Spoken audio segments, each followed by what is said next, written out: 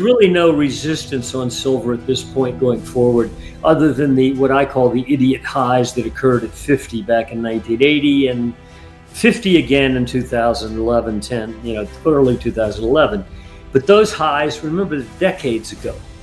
And if you factor in the decay in the money unit, which is to say it increases in supply about 90% every decade, okay?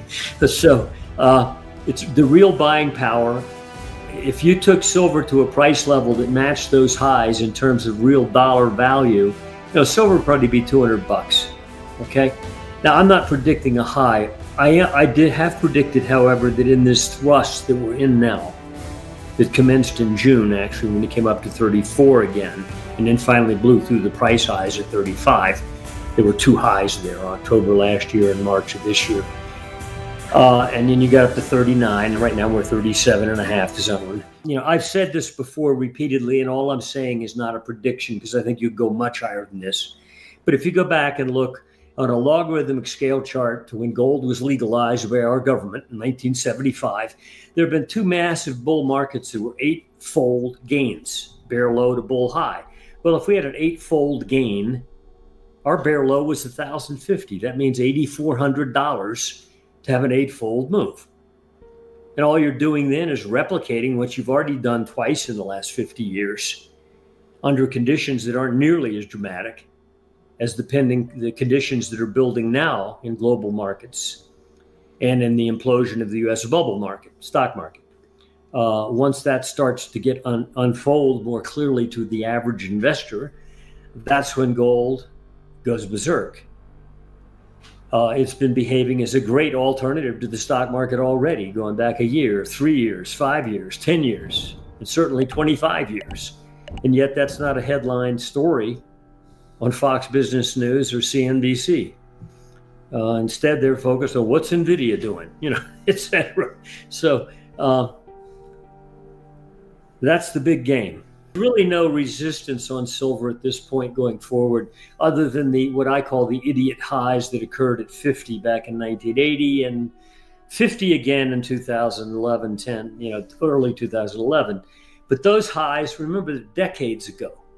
And if you factor in the decay in the money unit, which is to say it increases in supply about 90% every decade, okay? So it's the real buying power. If you took silver to a price level that matched those highs in terms of real dollar value, silver would probably be $200. Okay. Now I'm not predicting a high. I did have predicted, however, that in this thrust that we're in now, that commenced in June actually when it came up to 34 again, and then finally blew through the price highs at 35. There were two highs there, October last year and March of this year. And then you got up to 39, and right now we're 37.5 zone. Silver's story is one of long consolidation and quiet building energy. Despite hitting nominal highs near $49 in 2011, inflation-adjusted figures show current prices are significantly lower. Analysts suggest silver now forms a massive cup and handle setup, a potential blockbuster breakout in the making. Once industrial tension and inflation converge, silver may be primed for a dramatic surge. Copper, a cornerstone of infrastructure and energy, is riding a sustained bull trend. Prices recently regained momentum around $4.38 per pound, appearing roughly 11% higher year over year despite short-term volatility and up significantly since 2020. Forecasts suggest targets between $5.27 and $6.50 as demand tightens. Even speculative models point toward dramatic further upside, possibly $8 or more. This move should take you probably to over 50. I'm guessing between 60 and 70, not just a wild guess, by the way, between now and year end. In other words, take out those old idiot highs that everybody seems to think are meaningful. Buy enough to where everybody says, well, golly, we're in never land here. Where are we going? And suddenly you wake up the population, the investor population, to a market that's already been doing quite well for the last, decade plus. And if you look at a monthly close only chart of silver net price, just the monthly closes, forgetting, and go back to 1980, for example, if you can go back that far, The highest monthly close back then was $34.50. It traded up to 50, but that was phantom. The highest monthly close was 34.50. Yeah, you see it there. Yep. And just short of 50 back in the 2011 peak. So those highs were really phantom. In other words, you didn't even stay up there very long. It was gaseous. And so when you made the high, you collapsed. You didn't fool around. The next month after the new high, wham, they got hit. Those highs are coming out. And I don't think we'll pause until we're credibly beyond those. And I suspect that'll be by the end of this year. And that's just this thrust. I'm not talking about the end of the bull market. In fact, my view of the end of the bull market is there won't be an end as such. I think what's going to happen is the fundamentals in play and the macro technicals, in fact, argue that this bull trend in monetary metals is likely going to end up with them becoming institutionalized.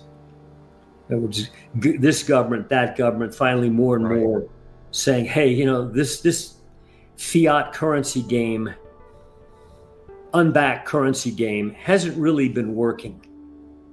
It's ultimately been a negative. It creates boom bust cycles. Let's just go back to, gold or silver as monetary metal. And I think at some price level, I don't know, gold may be 10,000, 20,000, I have no idea, but some level, when enough of these dynamics come into play, and I don't mean the gold price dynamics, but I'm talking about world economic situation, turmoil, a sense of uncertainty on the part of public, a sense of panic on the part of the public. And it doesn't take much to get you there. And inflict pain on the public, in other words, to where they say we need something different. And I think we're going to have monetary metals institutionalized once again after this next crisis, which is yet to unfold in the eyes of most people. Recent U.S. trade policy has added volatility to copper's story.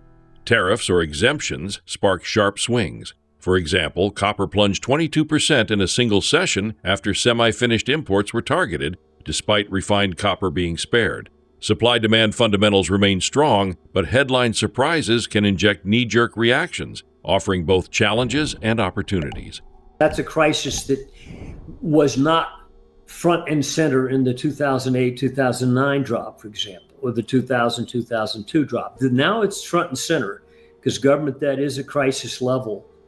And you'll notice that right now we're getting a nice rally in T-bonds, but it's still in the lower quadrant of the past 3-year price range, or in the upper quadrant of the last 3 years yield range. I'm talking long-term debt, 30-year bonds, for example.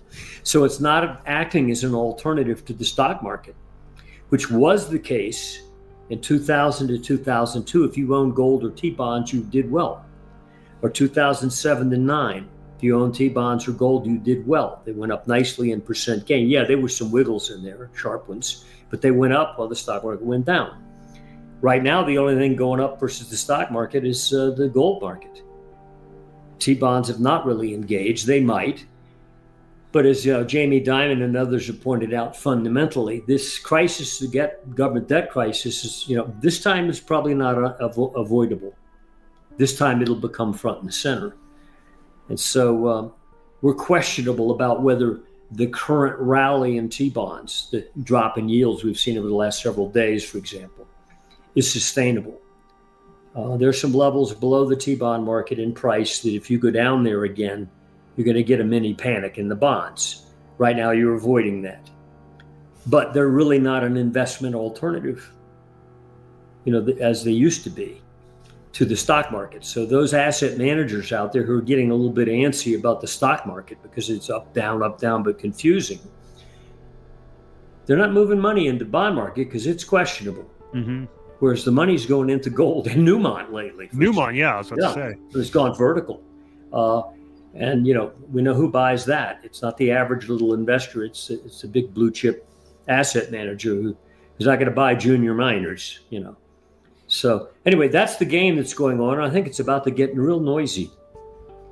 About to, in terms of weeks, months? Over the next several months, yeah. I think starting now, I think you get gold, for example. Now remember, silver and miners have already taken out those highs of the last, since April. Okay. But you get gold back up to 34.50 3,500 again, back to the highs, the price guys are going to give up. And every single time you showed those plateaued regions, the last several years where it goes up plateaus, you hear this hue and cry out there. Oh, it's topping. Oh, it's got to correct back to the last high. Like right now, we got to go to 2,800, or we got to drop back to 3,000. And they've had 4.5 months to do that, and yet they can't do it.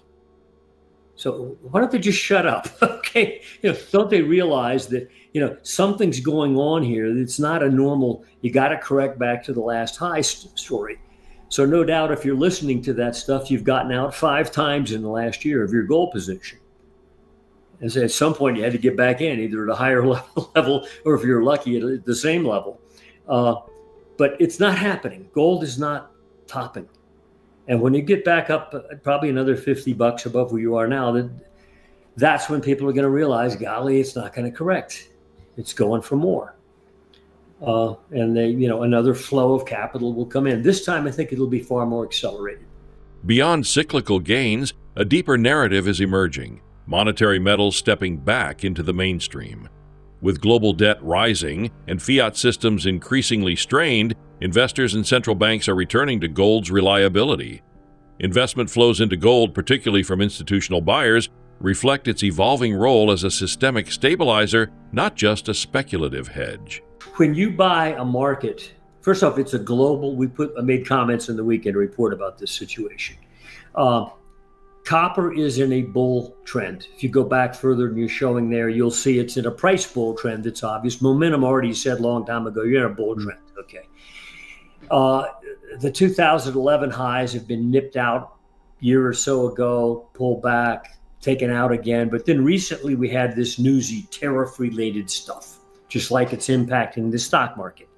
First off, there's far bigger fundamentals in play out there than this come-and-go tariff news. Okay. Yeah, it could be a factor in play that might hurt certain industries in the U.S. market, but we've already got a stock market bubble that's going to break anyway.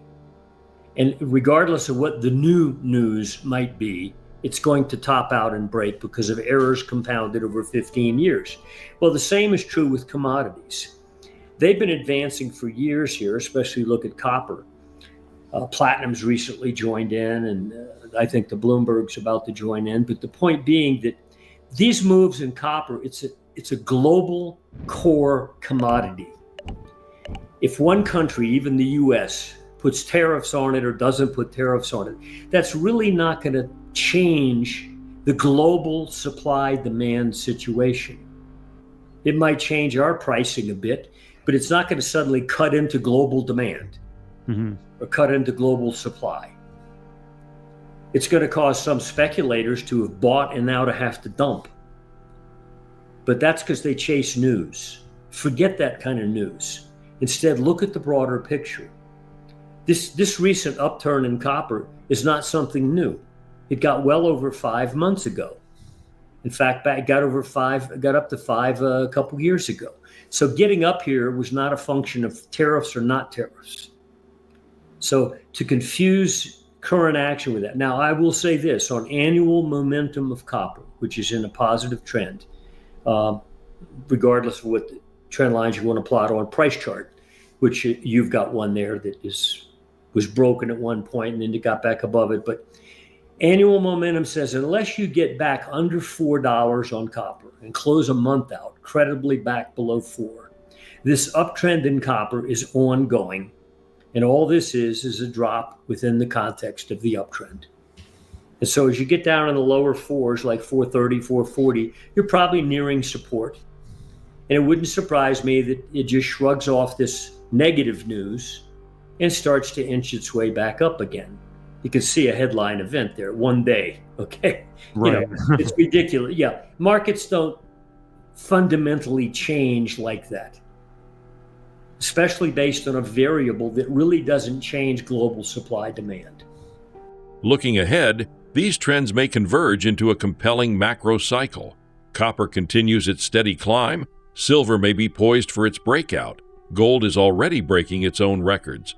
Muted policy, geopolitical instability, and unsustainable debt levels could accelerate flows into metals.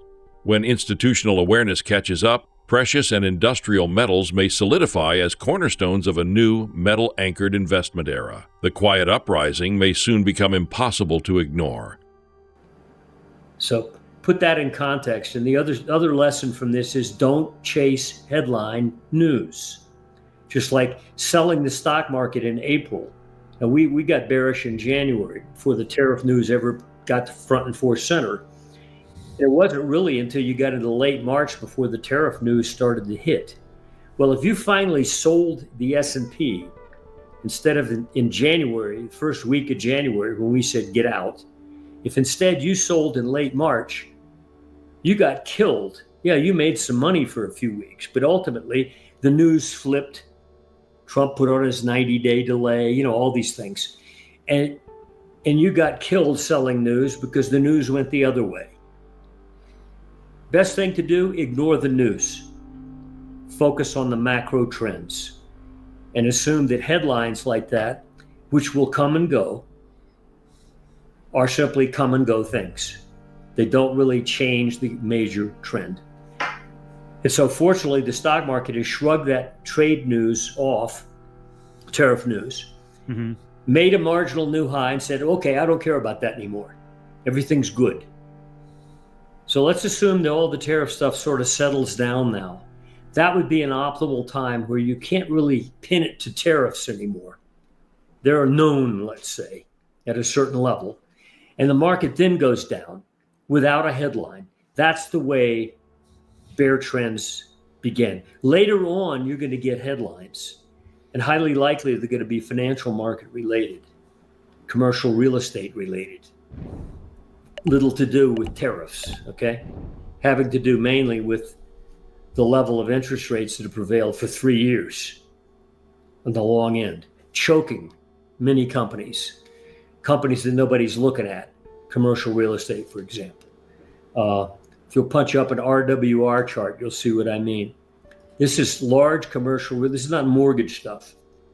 These are shopping centers, companies that build computer complexes for industry. Corporate type buildings, okay? RWR, go back a couple years, look back to 2021. You made your high in 2022, okay? Look at that, okay? That's when the S&P made a high at 4,800 and then went and made new highs. Look what happened to commercial real estate. It dropped just like the S&P into 2022, 23, then came back up with the S&P to the late 25 level, early 2025, and didn't make a new high. Instead, it's where it was in 2019. So you can go back even further. There's a decade of nothing here. Yep. With a false breakout to a new high in 2022 that it can't seem to regain.